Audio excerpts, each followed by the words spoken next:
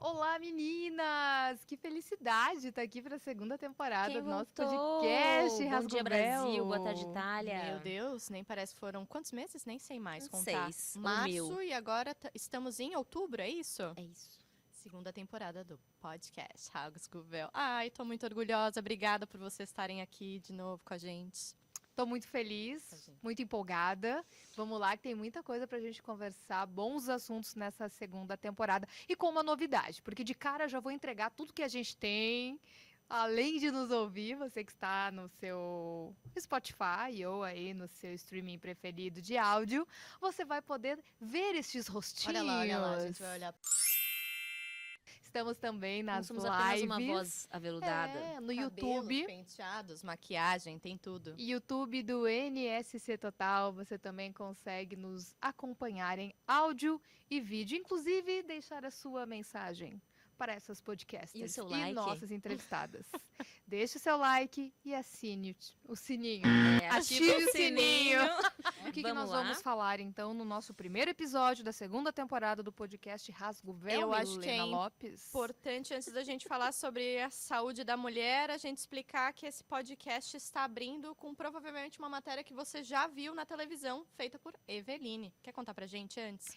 Nossa abertura desse mês de outubro nem poderia ser diferente. A gente está falando de Outubro Rosa. Já que a gente está falando de saúde da mulher, começar falando sobre a doença que mais mata mulheres no Brasil, que é o câncer de mama. E um dado extremamente relevante e preocupante, que diz respeito à pandemia e à relação com os nossos exames anuais, mamografia, exames de rastreio, Sociedade Brasileira de Mastologia identificou que pelo menos 1 milhão de mulheres não fizeram seus exames de rastreio para o câncer de mama em 2020.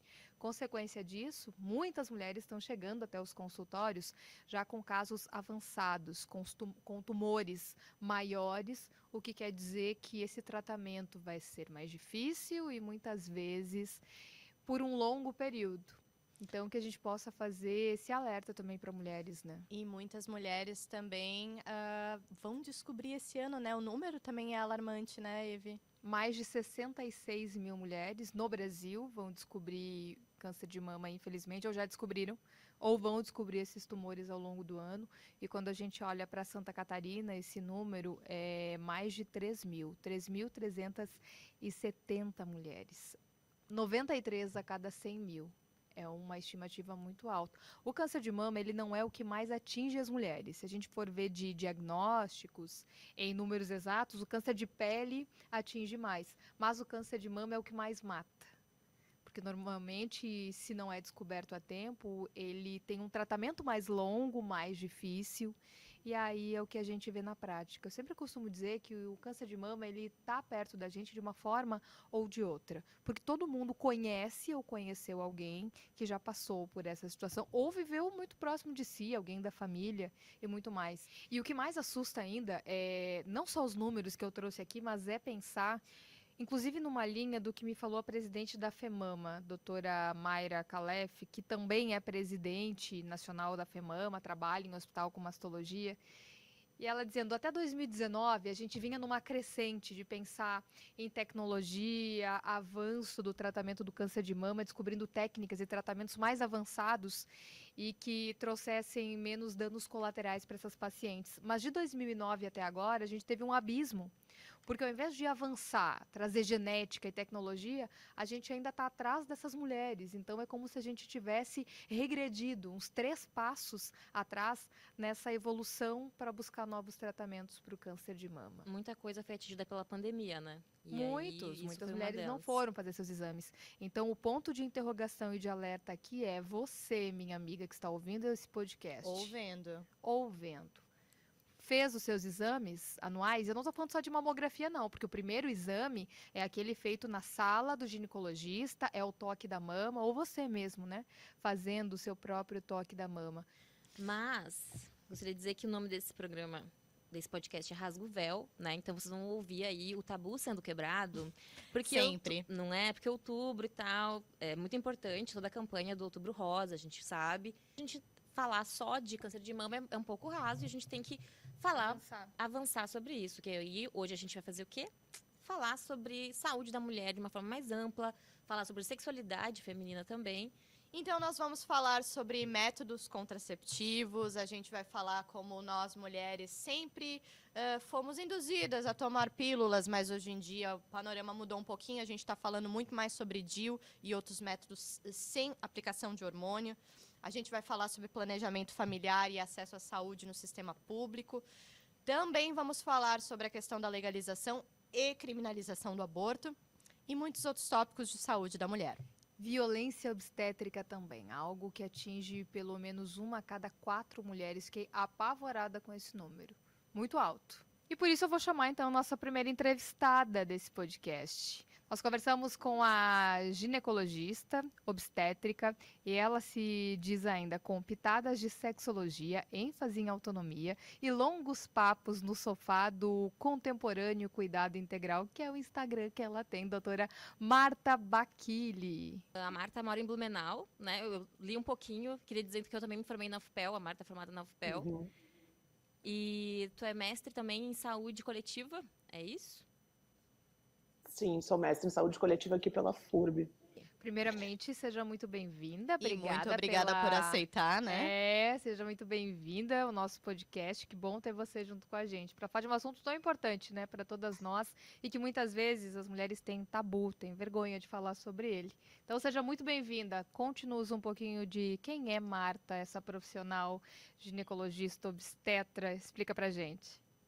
Eu queria agradecer primeiro o convite e vim para cá em 2011, quando eu terminei a residência. A minha filha nasceu aqui em 2013 e agora eu sou professora da FURB, sou funcionária pública. Vamos falar então sobre essas peculiaridades. Me chamou muito a atenção que você se trata também como uma ginecologista feminista, que tem uma abordagem contemporânea, usa métodos contemporâneos. Então, eu queria que você nos explicasse o que seria esse diferencial. Pois então, a ginecologia feminista é uma ginecologia que leva em consideração a mulher para tomar decisões. A gente faz um tipo de abordagem que contempla mais as necessidades das mulheres enquanto fisiologia e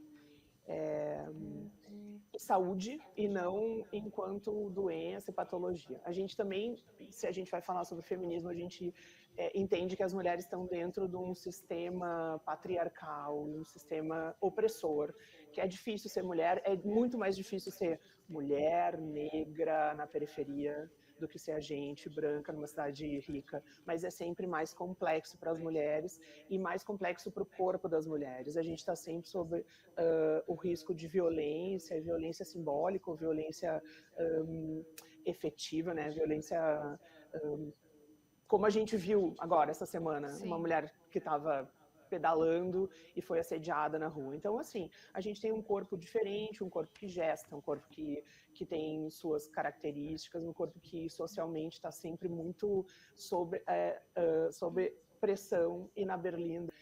A gente leva em consideração a medicina baseada em evidências, ou seja, está sempre lendo o que tem de mais moderno em evidência científica, mas eu acho que basicamente é isso. A gente entende que a mulher tem uma peculiaridade enquanto sujeito e cuida dessa peculiaridade dentro do consultório. Quando eu fiz a minha primeira consulta ginecológica, lá na minha adolescência, e levando em consideração dados empíricos das minhas amigas, de com quem eu já conversei, até a sugestão do tomar a pílula era muito diferente, né? Eu lembro que eu cheguei no consultório ginecológico com uma queixa de ter muita cólica, porque eu era uma adolescente, iniciando a minha vida menstrual, não era nem minha vida sexual, era menstrual.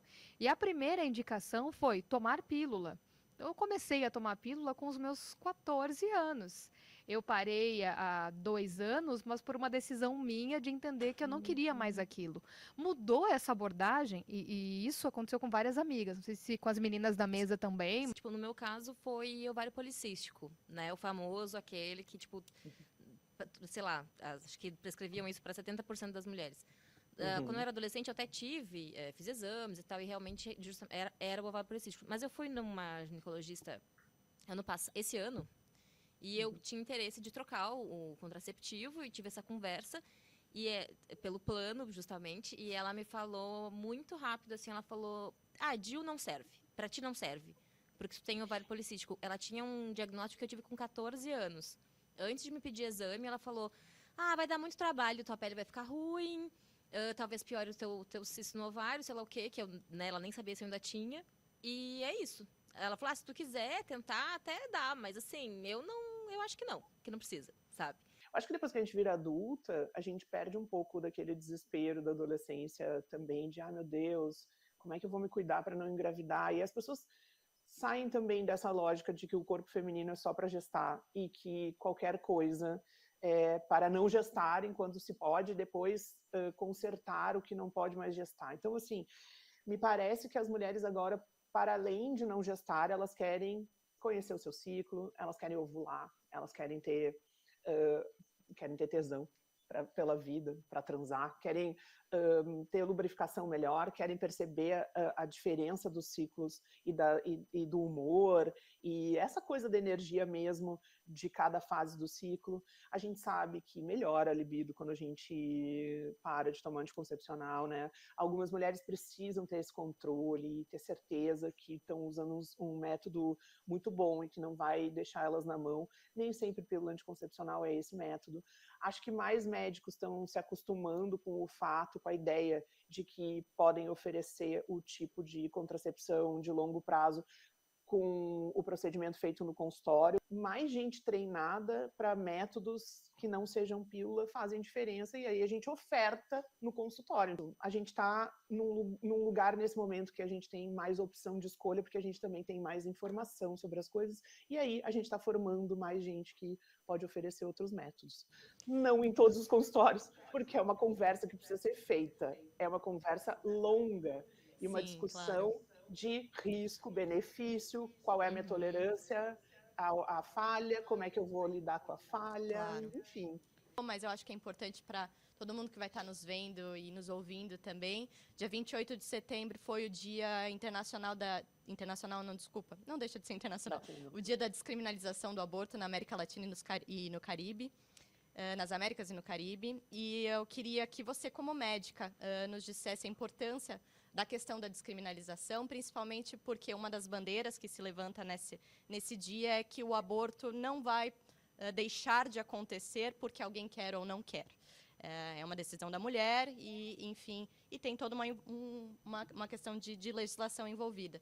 Mas, como médica, queria que você desse o relato de como é complicado quando esse procedimento não é feito de uma maneira correta e vocês têm que chegar num consultório e dar esse amparo para essa pessoa que passou por isso. Eu vou conversar não como médica, mas como mestre em saúde coletiva. A questão do aborto é uma questão de saúde coletiva, não é uma questão nem religiosa e nem de foro íntimo. É uma questão de números e estatística. E a gente sabe quem é que morre. E morrem as mulheres pretas, periféricas e pobres. Quando uma mãe morre e ela tem outros filhos, as crianças ficam em risco de morte também. Então a gente aumenta o risco de mortalidade infantil. Quando teve uma pesquisa, que foi a Pesquisa Nacional do Aborto de 2015, que mostrou que as mulheres que abortam, geralmente são mulheres que já têm outros filhos, mulheres que estão num relacionamento estável, mulheres que têm religião, então são cristãs. Então, enfim, a gente fica também tendo uma ideia, assim, ou a gente fica projetando na nossa cabeça uma imagem de uma mulher que não corresponde à realidade. Os abortos acontecem. Então, como médica, como mulher, acho um absurdo a gente não mandar no corpo da gente. Como médica, imagino que se a gente vai levar em consideração a Pesquisa Nacional do Aborto, somos 4, a cada 5 mulheres até os 40 anos, pelo menos um aborto. A gente sabe que há maneiras seguras e há maneiras inseguras, e a gente tem que lutar porque pessoas morrem de abortos inseguros, né? Isso aumenta a mortalidade materna. É um tipo de agravo de mortalidade materna nesse país. Então, a gente precisa falar sobre isso e da importância desse dia, da importância das manifestações das mulheres, da importância do ativismo pela descriminalização e pela legalização, né? Porque são coisas diferentes. Descriminalizar quer dizer que a gente não vai botar na cadeia nem profissional, nem mulher que escolher. E legalizar é a gente organizar serviços com acesso pelo SUS, por exemplo, para que mulheres façam isso de maneira segura, gratuita e organizada. Doutora Marta, obrigada. Queria agradecer por essa conversa aqui no podcast. Maravilhosos assuntos que a gente pôde tratar aqui. E claro, né, se deixasse, a gente ia ficar 2 horas conversando de tanto assunto que a gente tem. Mas a gente pode continuar convidando para conhecer a rede social da Marta, né? Eu já ia dizer, ela tem que fazer o merchan, porque é muito bom o Instagram dela, é maravilhoso, tem muitos vídeos, gente, para vocês se informarem mais. Deixa o arroba então pra gente, doutora. O arroba é @obstetrícia contemporânea. De verdade, ele tem menos informação, tem mais desconfortos e provocações. Eu estou cada vez mais escritora e menos clínica lá no Obstetrícia Contemporânea. Mas sim, tem vários. Eu tenho uma série de vídeos que mostra como é que coloco o DIU, como é que tiro o DIU. Tem um destaque que é só sobre isso, e aí tem perguntas das pessoas que estão sendo respondidas. E lá também tem o link para marcar as consultas. A Contempo é um consultório que tem outros profissionais. E a gente, além de fazer consultas presenciais, que são muito legais, sentadinha no meu sofá rosa, também faz consultas online. Tem determinados assuntos que são super possíveis de serem discutidos online. Por exemplo, contracepção, discutir os métodos disponíveis para a pessoa se informar melhor e escolher, pode ser feito online. Então, você que ficou interessado, corre lá no arroba, principalmente para ter mais informações sobre DIU, né? Tem alguma dúvida? Já dá uma olhadinha, se informa. Ela fala até de sexualidade e signos, gente, que também me interessa bastante. Vamos dar uma olhada. Tem Não, tudo. ela disse que o fraco dela é signos, não é? Eu sou, eu sou super. E agora eu tô fazendo uma pós em sexologia, então a gente, na sexta-feira, tem uns stories, assim, bastante provocativos. O Instagram e o Facebook não gostaram muito da semana retrasada. A semana passada foi mais light, parece que essa sexta promete. E saindo então agora do consultório médico, indo para o campo das leis, dos direitos, a gente, claro, que ia chamar uma advogada o quê? Uma advogada feminista, para a gente saber um pouquinho dos nossos direitos nesse mundo de tanta violência que nos agride todos os dias. Por isso, quem está com a gente é a advogada feminista Luara Lica. Uma advogada especialista em violência obstétrica, né, e direitos da mulher. Temos muito a perguntar, mas primeiro, Luara, como esse termo não é todo mundo que está familiarizado, eu queria que tu explicasse para a gente o que configura, né, violência obstétrica, para as pessoas, vamos primeiro se inteirar do assunto, né? Sim. Então, aqui no Brasil a gente não tem uma legislação federal, né, que nos diga o que seja violência obstétrica, então acabou que a gente importou esse conceito da legislação venezuelana, né? Então, trata-se da apropriação do corpo da mulher, né, e da patologia, essa palavra a gente sempre se confunde, patologização do corpo, né, dos processos reprodutivos da mulher, que faz o quê? Com que a gente tenha uma enxurrada de intervenção médica, né, e que isso acabe com a nossa autonomia para que a gente possa parir. Então, esse é um conceito que é um pouquinho mais difícil de entender, né? Geralmente, quando vou falar com as mulheres, eu sempre tento ser a mais acessível possível, então eu sempre falo que é qualquer ação ou omissão que te violente, né? Que não preconize sua autonomia, né? Não preconize o seu parto, né? Os seus processos reprodutivos. Então, acho que fica mais fácil de entender. Quando você tiver uma pulguinha assim atrás da orelha, achando que aconteceu alguma coisa no seu parto, ou no seu ciclo gravídico perperal, que a gente acha que é só no parto, né? Mas não, pode ser ali desde o primeiro instante que você engravida e até o final, né? Nas consultas médicas também, a mulher pode sofrer a violência obstétrica. Luari, uma pesquisa até que eu estava lendo, uma que foi desenvolvida pela Fundação Perseu Abramo e também pelo SESC, mostrou um dado bem significativo, que aproximadamente 1 a cada 4 mulheres no Brasil sofreu algum tipo de violência durante o parto, durante todo esse processo do gestar. Não só do parir, mas do gestar também. É um número alto, 1 a cada 4. Infelizmente, acontece mais do que a gente imagina? Ah, com certeza. Isso daí é uma. Ainda a gente tem a questão da subnotificação, então isso a gente não consegue nem ter a dimensão real de quantas mulheres ainda sofrem, né, com a violência obstétrica. A gente está entre um dos países que mais sofre com a violência de gênero, né? Então a violência obstétrica entra nessa violência doméstica. Então, no que se trata a violência contra as mulheres, aí somos um país campeão, né? Então a gente não consegue nem ter essa noção. O que a gente sabe, né, é que quanto maior essa mulher for vulnerabilizada, ou seja, se essa mulher for empobrecida, né, se essa mulher for racializada, né, a gente consegue observar essas nuances, né, de intensidade que a violência obstétrica ela se propõe, né, mas lembrando que sim, todas as mulheres estão sujeitas a né, acontecer, serem submetidas a uma violência obstétrica.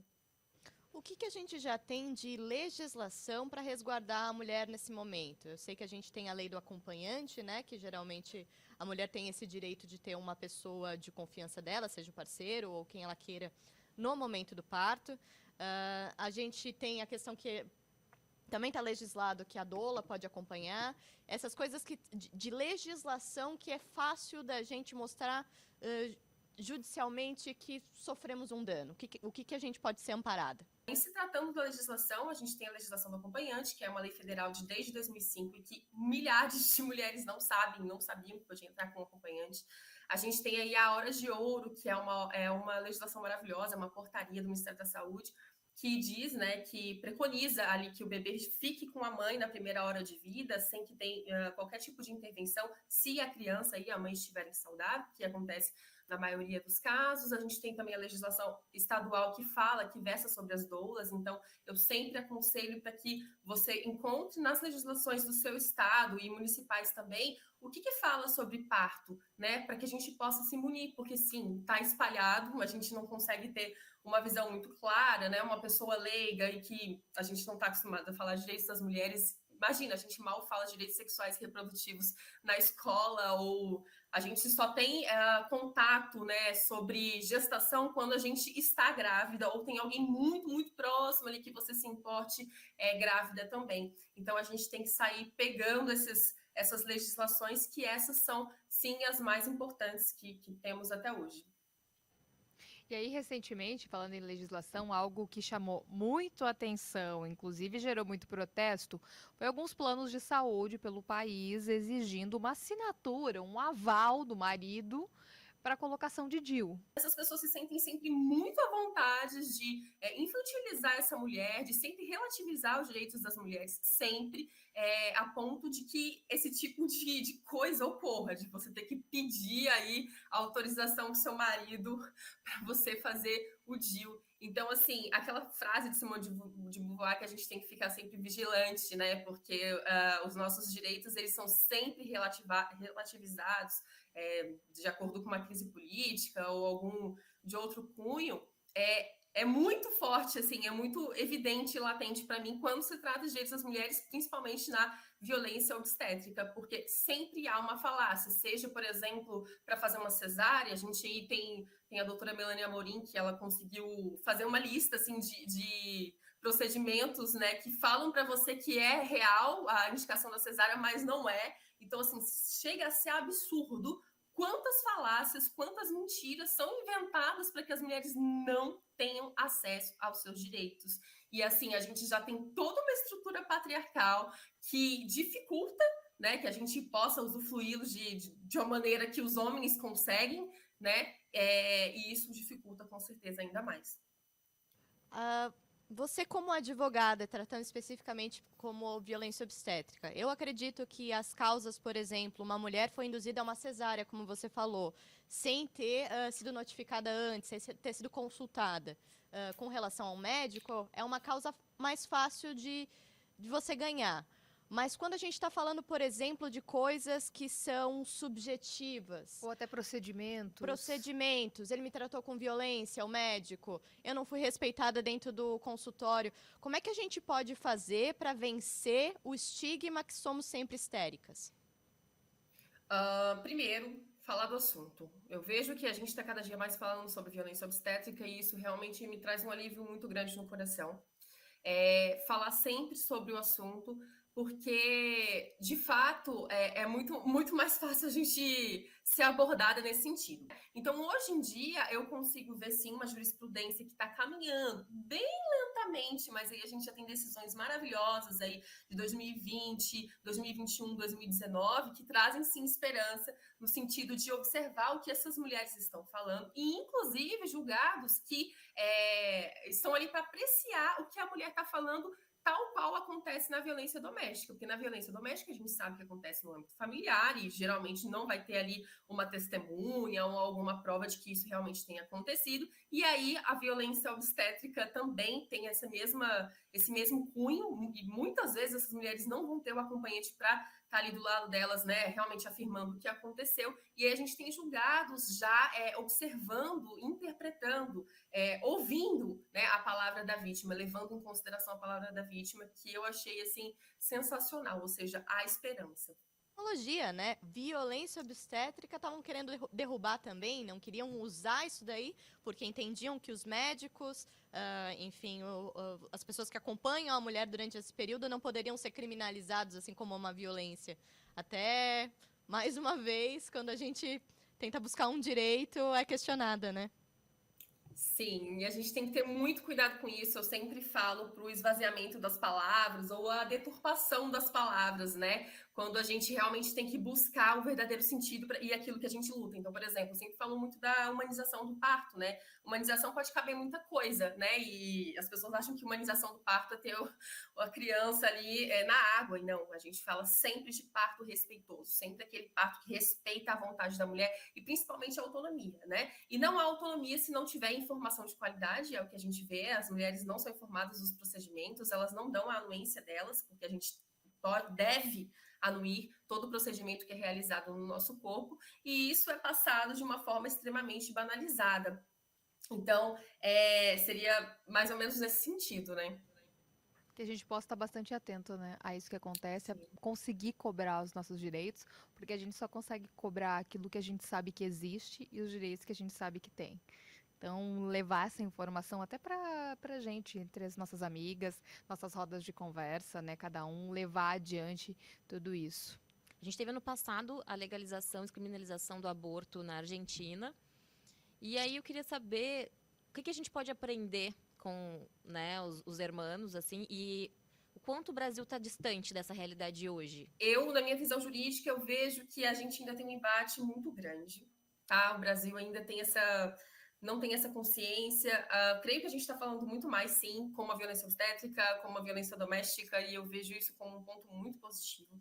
Mas a descriminalização, eu ainda vejo um embate muito grande, né? A gente tem aí né, um setor muito forte contra, fazendo tudo isso que a gente fala, deturpando, esvaziando as palavras, falando que, nossa, essas mulheres são terríveis, né? E a gente está falando aí de uma questão de saúde pública e autonomia do corpo da mulher. Então, assim, inclusive entre os próprios, né, profissionais da saúde, é o que a gente vê sempre, principalmente quando se trata de mulheres, né, que chegam em situação de abortamento. Então, aí a gente, além de tudo, a gente também fala sobre a violência obstétrica, né, que a gente já sabe que essas mulheres, elas são punidas, né? Então, muitas vezes os profissionais estão ali, mas não atendem como uma forma de punição. Isso também acontece, por exemplo, com mães adolescentes, né? Então, a gente vê, por exemplo, um índice de violência obstétrica muito maior, porque tem essa questão da punição, né? A punição, a culpabilização, ela é sempre uma ferramenta muito forte, né, do machismo e do status quo, né, de manter o que a gente tem aí. Então, o que eu observo é que a gente ainda tem muito a caminhar, muito, as mulheres ainda sofrem bastante com a questão do aborto. Eu não consigo vislumbrar algo tão próximo agora, mas creio que a gente tem que sim, tem que continuar lutando. Nossas irmãs, assim, são inspiração, com certeza. mas eu ainda vejo essa punição muito forte, tem um cunho moral muito grande, um cunho misógino muito grande na questão do abortamento.